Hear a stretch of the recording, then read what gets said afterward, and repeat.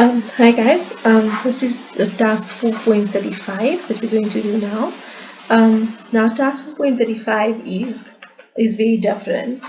It's actually preparing financial statements using indicators. So that means working backwards from your ratios to find missing answers on the financial statements.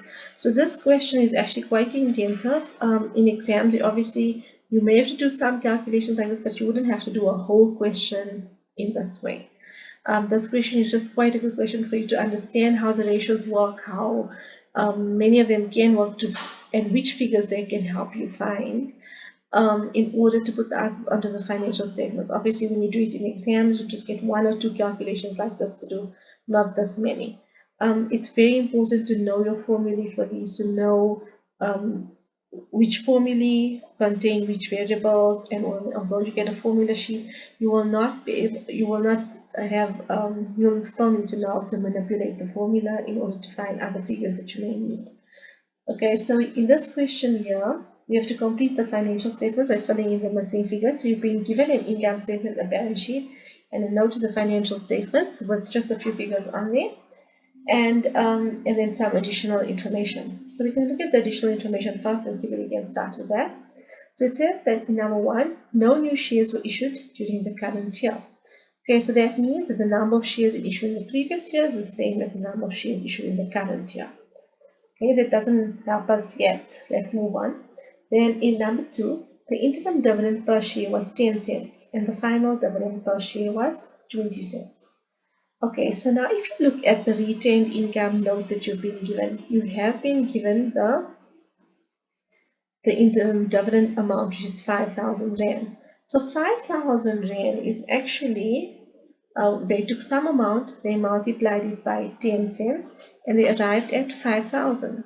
So if we find that missing figure, we can actually know how many shares have been issued, right? So I've done some calculations here.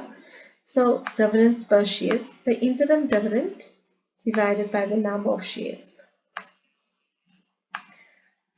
Okay, so the formula for dividends per share is interim dividend divided by the number of shares, right? Now the the dividend per share amount just for the interim dividend was given to us at 10 cents. Now when we're working backwards with the ratios, we always convert back to rands. So 10 cents will be 0.1. Okay, then it's equal to 5,000 Rand, which is the total, and divided by the number of shares. Now the number of shares is the unknown. So you would then work it out and you get an answer of 50,000 shares. Now once we know that we have 50,000 shares for the interim dividend, that means that the final dividend will also be calculated on 50,000 shares.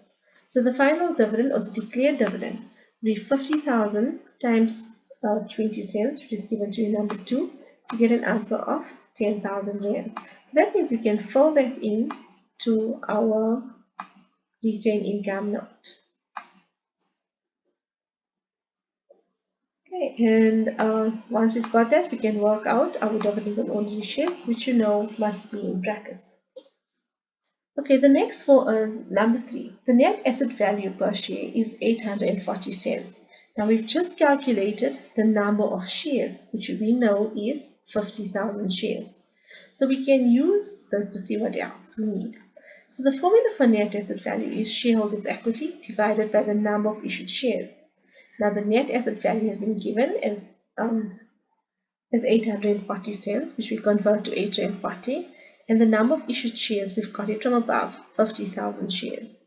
So in this case here, the shareholders' equity is unknown, and we solve for it and get 420,000 Rand. Now shareholders' equity can go to the balance sheet. Shareholders' equity, 420,000 Rand. Okay, and once we've got 420,000, we're just going to work out the missing share capital amount. So this calculation here is just we took 420,000 minus 100,000. I've also shown the calculation here for which is basically from my calculation here. We said 50,000 times 840 to give us 420,000 shares. Okay, so we've got that information already filled in on the balance sheet. Okay, then let's go to number 4. The return on average shareholders' equity is 9%. Okay, so the return on shareholders' equity, the formula is net profit after tax over average shareholders' equity. Okay, so net profit after tax is probably what we need, okay, because we don't have much information on the income statement. Now the return is given to us as 9%. Again, divide by 100 so it becomes 0.09. Average shareholders' equity is last year's shareholders' equity plus this year's shareholders' equity divided by 2. Okay, now we've got this year's shareholders' equity in the balance sheet. It is 420,000. Okay, now last year's shareholders' equity is given to us in number 5, okay, which is 340,000. So we can calculate that. Okay, so net profit after tax, remember, is our unknown. We're just going to say 380,000 times 0.09 will give us 34,200. Sorry, we just solve for it to get 34,200 rand. Okay, and we can take that information to the income statement. Net profit after tax. Okay, right in the bottom line here, 34,200. Okay, the next thing, number 5, we've already used the shareholders' equity. Look at number 6. The loans have not changed over the past 2 years. Okay, so the loan amount is exactly the same. And if you look at our income statement, we've been given the interest expense of 13,000 rand. Okay, should have been good if we'd been given an interest rate on the loan, so we could then use this to work out the actual loan amount, but it hasn't been given to us. Okay, let's see what else comes up. Okay, trading stock is 51,000 rand and is expected to last 3 months. So this is the formula, period for which enough stock is on hand.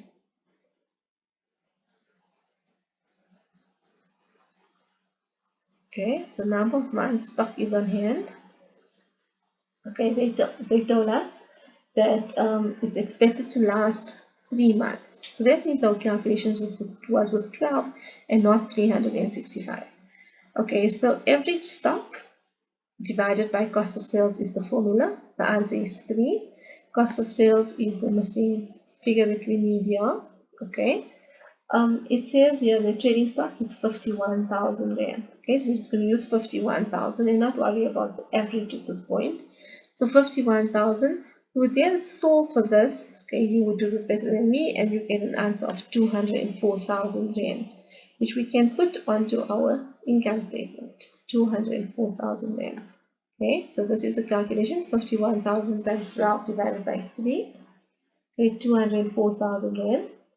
The markup on cost is 75%. Okay, so we can use 204,000, mark it up to get our answer for sales. From this, we can obviously work out the gross profit. Okay, then investments consist only of a fixed deposit for the entire year with an interest rate of 8% per annum. Okay, so if you look at our income statement, okay, we have income from investments here of 4,000 rand. Okay, so we can work out this the actual investment amount. Okay, so it's one fixed deposit. So they've taken an amount, they've multiplied it by 8%, and they arrived at 4,000 rand. So to get the investment amount, all we have to do is take the 4,000 rand interest and divide it by 8%. And that will give us the investment answer, 50,000 rand. The debt equity ratio is 0.2:1. So I have done a calculation for the debt equity ratio, and let's just see what we need there. Okay, so the debt equity ratio, okay, remember the debt is the loan and the equity is the shareholders' equity. Now shareholders' equity, you already have it on the balance sheet, 420,000. The loan amount we don't actually have, but we do know that the debt equity ratio is 0.2:1. So all you have to do is calculate 420,000 times 0.2 to get your loan amount of 84,000 rand, which we can then take to the balance sheet. Okay, so on the balance sheet, you can put in the loan 420,000 times 0.2 and the answer of 84,000, which can go in the box and above the box.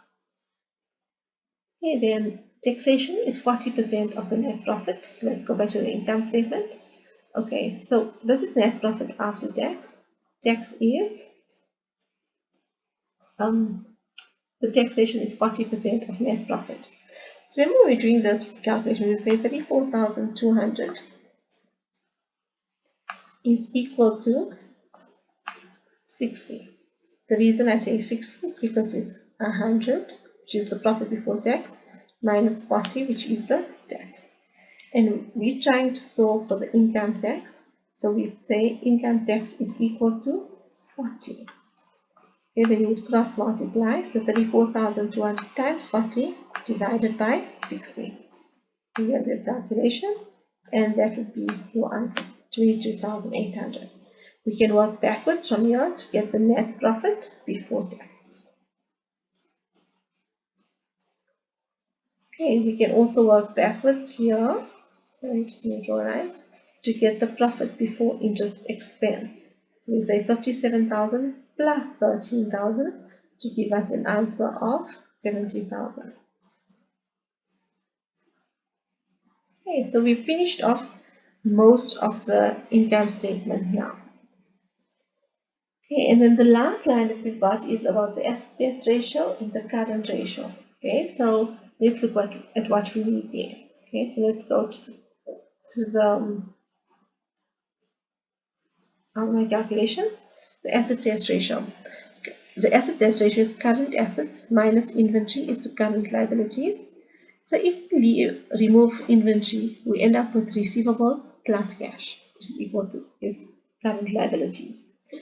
So the current liabilities amount is 34,000 rand. So let me see where I got it from. Current liabilities.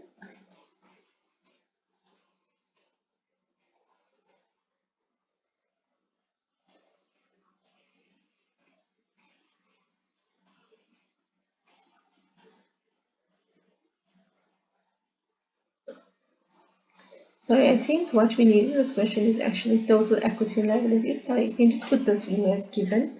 It wasn't actually given to you, but we actually need it. And it would obviously be the same as total assets, right? We wouldn't be able to work it out otherwise. Okay. So you're going to actually work backwards from here. 538,000 minus 84,000 minus 420,000 would give us 34,000 there. And that would be the same as here, 34,000. Sorry, so this is actually given. It wasn't given to you in the textbook, but we need it, so we're just going to put it in here. Okay, so 538,000 is given to you, right? Okay, so we can work out current liabilities 34,000 rand. Okay, so then current liabilities is 34,000. Receivables and cash together is 2.5 is to 1. Okay, so that's the asset test ratio. So that gives us 85,000 rand.